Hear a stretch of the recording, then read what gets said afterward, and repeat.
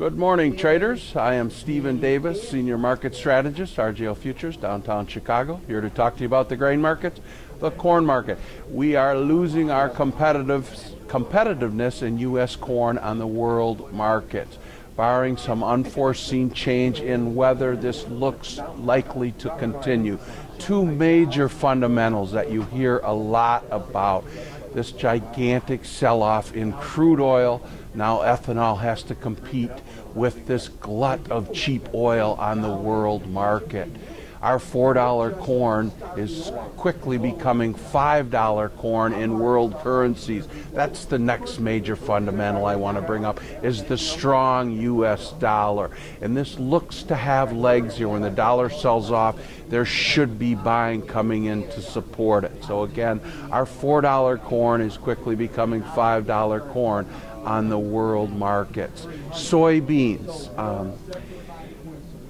The Chinese are notorious about announcing cancellations of U.S. soybeans. Then we sell off dramatically and they come in and buy U.S. soybeans at lower prices.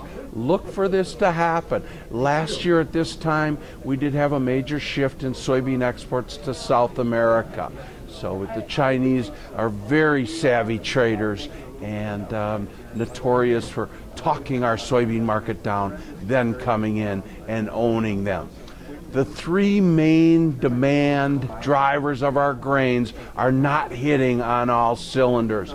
Number one is feed demand, number two, export sales, and number three, biodiesel demand. So this is not a structure for bull markets, and we've got to see some pickup in some of this demand in our grain scenarios. Looking ahead next week, what can drive the markets? Well, it's the first week of February, and February is a more positive time for corn and soybean meal markets. Our grain markets, we're looking for some type of catalyst to turn these grains around, and we'll continue to talk to you and see if we can identify what that can be. So other than that, have a great weekend, enjoy the Super Bowl, and we'll talk to you next week.